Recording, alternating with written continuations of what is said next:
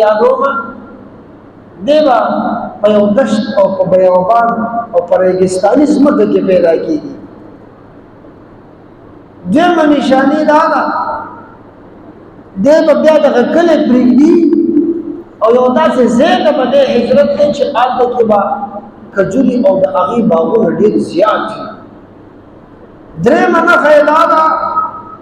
که دغه کس سره ته میلاو شي او ته ورته وایې چې صاحب ما تا ته صدقه روړې ده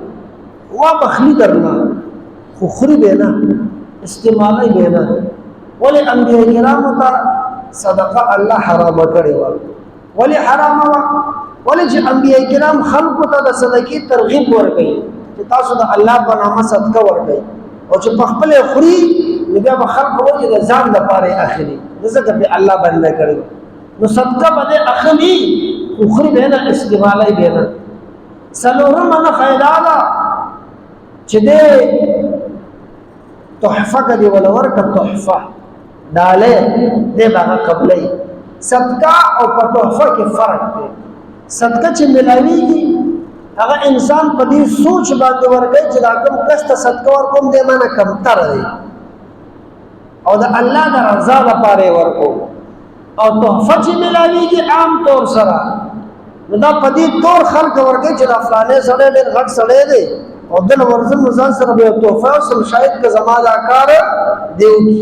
نو هغه ځان نه دی اوچت ګڼي. هلته کې د عبادت نیت نه وي. صدقې کې نیت د عبادت وي او که تحفې کې نیت د عبادت وي نو اول د بنده رضا وي بیا د خدای رضا وي او په صدقې کې اول د الله رضا وي او بیا د چا رضا وي د بنده خوشحالي وي. نو صدقې او په تحفې کې فرق دا دی. نو که تحفه وله تا ورکړه نو بیا به دا قبلوي په استعمال کې به یې راولي. او پنځمه او اخرنۍ نشاني د دغه نبي او رسول دا ده چې د دواړو اوږو په مابین کې به مهر نبوت وهلی شوي. دا پنځه علامې که تا په دغه شخصیت کې پیدا کړي نو بیا ته پوهه شه چې دا د اخر زمانې نبي او رسول دی او په ده باندې ایمان وروړه او د ده لاسنیوه وکړه. سلمان فارسي رضی الله تعالی عنه ډېره ښه ده. په سفر را روان دی د شام نه موصل او نصیبا او غموریا حتی چې مکې مکرمې ته راورسېدو ځان سره یې بعضې ګډې بېزې هم اخیستې دي. د مدینې منورې په طرف باندې روان شوی دی کسانو ګیر کړی و ځان سره د غلام په حیثیت دی وکړو ګډې بېزې هم ترې واخیست. مدینه منوره کې دی د غلام په حیثیت باندې زندګي تېروي. هغه سلمان فارسي رضی الله تعالی عنه چې د مجوسي زوی دی او پلار یې لوی حیثیت لري ګویا کې د باچا زوی دی شهزاده دی شهزاده خو چې کله د پیغمبر نوم پسې راووتو د پیغمبر مشن پسې راووتو د هغه باندې ایمان دپاره راووتو اسلام دپاره راووتو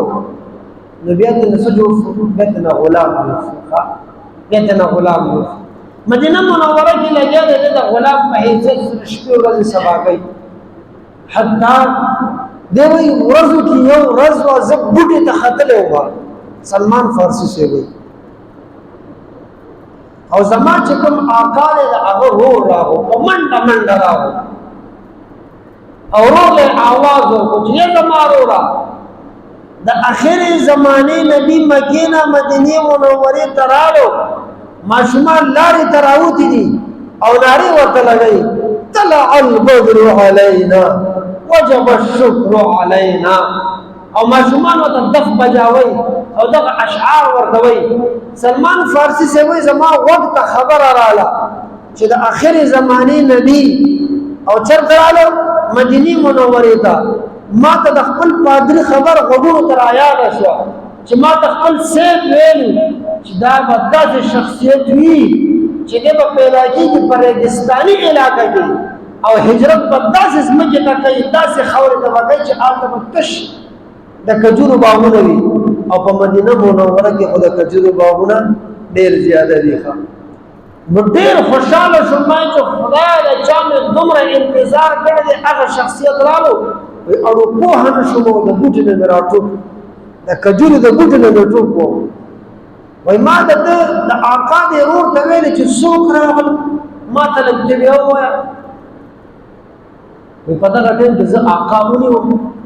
چې د ستا د چا سره سویمه ده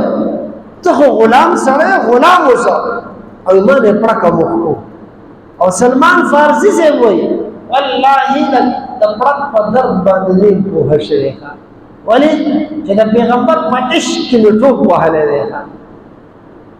د پیغمبر په مینه کې په دې درد اړو پوهه نه شو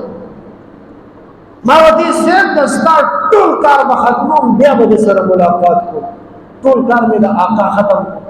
ما ورته صاحب که د ستا اجازت وي اوس به زه لاړ شم دې کس سره به ملاقات وکړم او که د ستا اجازت وي لږې کجورې به د ستا د باغ نه ځان سره یوسم د ده لپاره ما ته یې ویل چې لاړ شم